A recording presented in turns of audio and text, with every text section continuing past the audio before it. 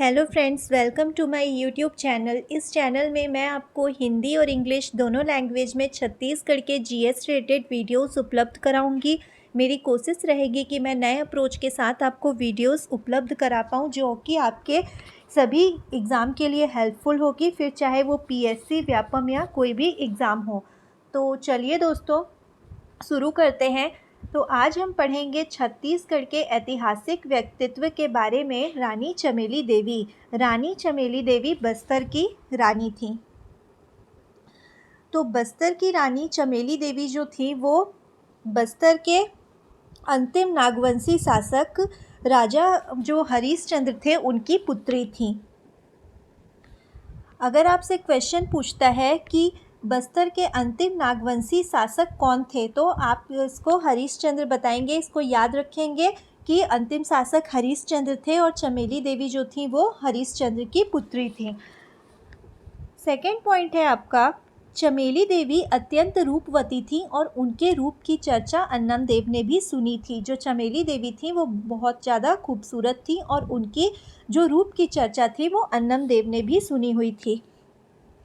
अन्नम देव चमेली देवी से विवाह करना चाहते थे और उन्होंने क्या किया, इसके लिए धमकी भरा पत्र चित्रकूट में हरिश्चंद्र जो देव थे उन्हें भिजवाया, परंतु राजकुमारी ने विवाह के प्रस्ताव को ठुकरा दिया।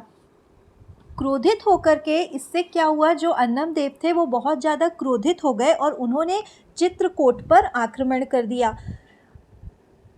बेलियापाल के मैदान में दोनों पक्षों में भयंकर युद्ध हुआ जिसमें जो राजा हरिश्चंद्र थे उनकी मृत्यु हो गई। एक क्वेश्चन आपका यहाँ से भी बनता है कि बेलियापाल के मैदान में किन के बीच में युद्ध हुआ था, किन दो पक्षों के बीच में युद्ध हुआ था?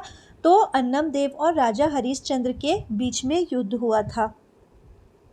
पिता की मृत्यु के बाद भी जो उनकी पुत्री थी चमेली देवी वो युद्ध करती रहीं, परंतु जब उन्होंने देखा कि वो हार रही हैं तो शत्रु के हाथ में पड़ने की बजाय उन्होंने इंद्रावती नदी के किनारे पहुंची और उन्होंने जो देखा पहले से अग्निकुंड जल रहा था उसमें जाकर के आत्मदाह कर लिया।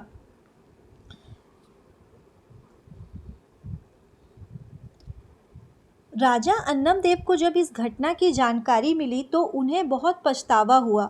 उन्होंने इस पछतावे से निकलने के लिए क्या किया, जो इंद्रावती नदी थी उसके तट पर रानी चमेली देवी की समाधि बनवाई जो कि चित्रकूट के खाल्हेपारा में स्थित है।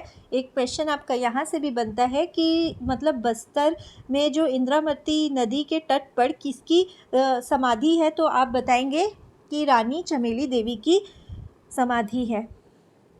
दशहरा के मौके पर प्रतिवर्ष जगदलपुर के मावली माता मंदिर में एक ज्योति कलश रानी चमेली देवी की स्मृति में प्रज्वलित किया जाता है। ये दोस्तों रानी चमेली देवी की समाधि बस्तर में है, उसकी फ़ोटो है। तो आपने रानी पद्मावती के बारे में सुना होगा, जैसे उन्होंने जौहर कर लिया था, वो कहानी आप सब जानते होंगे। उसी तरह की घटना ये भी है रानी चमेली देवी के बारे में।